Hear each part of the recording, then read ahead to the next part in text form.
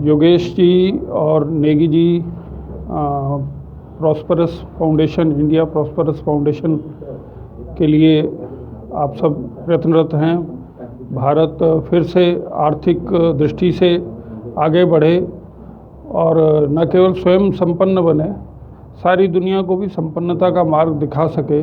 इसके लिए आप अपनी ये संस्था बहुत अच्छे प्रकार से प्रयत्नशील है और उसके लिए नए मार्ग खोजने के लिए अग्रसर है। उसमें मेरा एक निवेदन, सुझाव और आप सबके लिए शुभकामनाओं सहित यही रहेगा कि भी युवाओं का उत्साह बना रहे। सामान्यतः प्रतियोगी भाव ये थोड़ा कम हो, लेकिन कुछ करने का भाव ये और अधिक बढ़ना चाहिए। कुछ ना कुछ करना है। एक जो गीता का सिद्धांत है, अभी गीता जयंती गई है, तो हम सब लोग कर्मशील लोग हैं, कुछ करने वाले लोग हैं, कुछ करके आगे बढ़ने वाले लोग हैं। सामान्यतः जो नौकरशाही है या अंग्रेज के कारण से दी हुई नौकरी प्रणाली है, उसके कारण से कहीं ना कहीं अकर्मण्यता का भाव वर्क कल्चर में कहीं ना कहीं कमजोरी दिखाई देती है। तो कुछ ना कुछ करके खाने की आदत बने, कुछ ना कुछ करके और देने की आदत बने। देश हमें देता है सब कुछ, हम भी तो कुछ देना सीखें। धरती है, वसुधैव है, जो हमें सब कुछ अन्न और वस्त्र, जल सब देती है।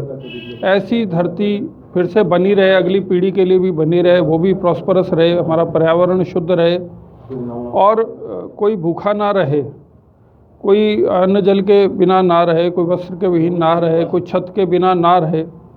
ऐसी जो एक व्यवस्था ईश्वर की रचना है, ऐसा हमारी धरती की मान्यता है, भारत की मान्यता है कि जिसको जन्म दिया है उसको परमात्मा कुछ ना कुछ साधन भी देता है और एक स्वतंत्र मजबूत शरीर तो उसने दिया ही है।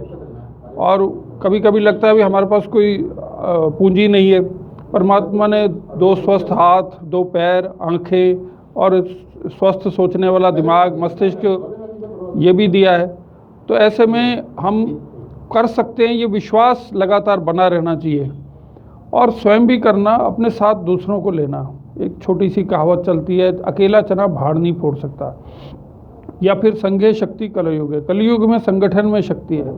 तो अकेले अकेले ना सोच करके कहीं ना कहीं जो न्यूक्लियर फैमिलीज़ का महानगरीय संस्कृति के कारण से एक बनाव हो गया है, उससे आगे बढ़ कर के समूह में चिंतन करना, सबके साथ मिल कर के, ना मेरे पड़ोसी ने खाया कि नहीं खाया, मेरे पड़ोसी साथ चल रहा है कि नहीं, उसके बच्चों के क्या हाल है, वो कहीं बुरी संगत में तो नहीं जा रहा, और उसने कुछ काम सीखा कि नहीं सीखा, वो क्या करेगा, तो साथ साथ विकास कर रहा हूँ। और एक तीसरी बात भी है, एक भी बच्चा छूट गया, सुरक्षा चक्र टूट गया। जो पोलियो का नारा है, अगर हमारे समाज का कोई भी अंग कमज़ोर रह गया तो निश्चित रूप से उसकी मार पूरे समाज पर पड़ सकती है, उसको शत्रु किसी भी प्रकार से दुरुपयोग कर सकता है।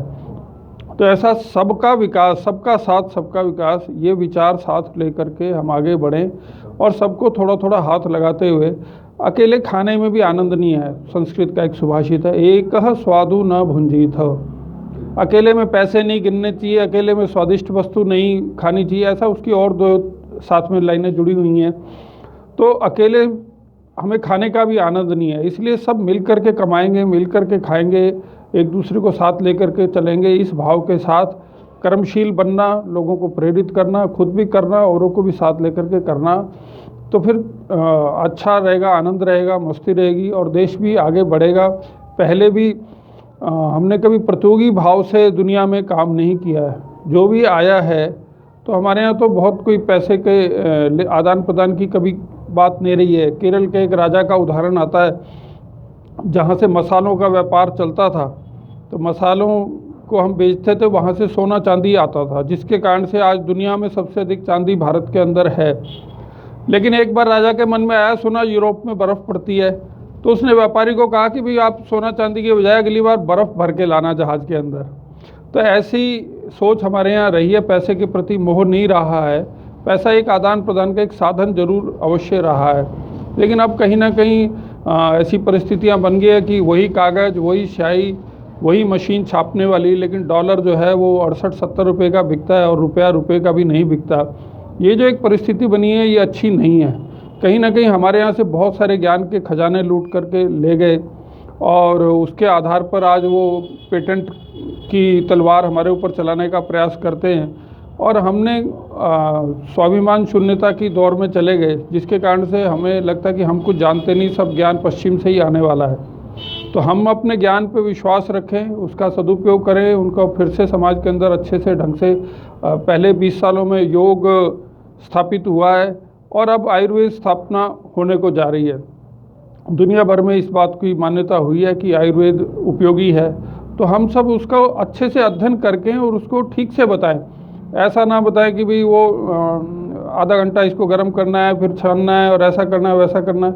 उसकी कुछ एडवांस्ड स्वरूप सामने टेक्नोलॉजी के आने चाहिए। तो स्वस्थ जीवन के लिए आयुर्वेद और योग इसका एक बड़ा अच्छा उपयोग भारत के लोग कर सकते हैं। इसके अलावा टेक्नोलॉजी के क्षेत्र में भी आज युवा बहुत अधिक आगे हैं, वो भी काम कर रहे हैं। ऐप बनाने के अंदर भी हमारे युवा कम नहीं है।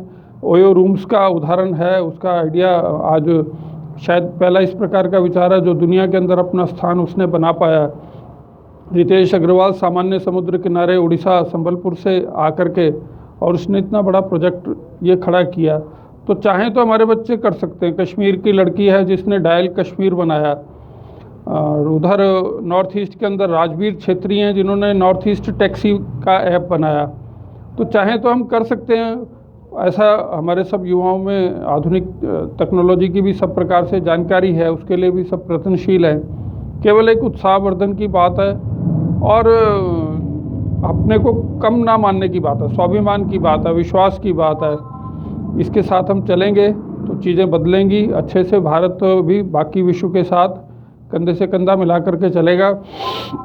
अब्दुल कलाम जी का उदाहरण है, सामान्य मछुआरे परिवार में पैदा होकर के और अखबार बेचने वाले से अपना साधन जुटाने वाला व्यक्ति राष्ट्रपति भवन तक पहुंचा और भारत के सबसे बड़े वैज्ञानिक वो इस प्रकार से बने और रॉकेट साइंस के अंदर उन्होंने विशेष क्रांतिकारी परिवर्तन किए। तो हो सकता है, कर सकते हैं। ऐसे नई पीढ़ी आगे बढ़ेगी तो चीज़ें अच्छी होंगी। इतनी शुभकामनाएं देता हुआ और अपनी जो एनजीओ है, संस्था है जो अच्छे मन से लगी हुई है, उसको मैं फिर से पुनः शुभकामनाएं देता हुआ अपनी बात पूर्ण करता हूँ। बहुत धन्यवाद, नमस्कार।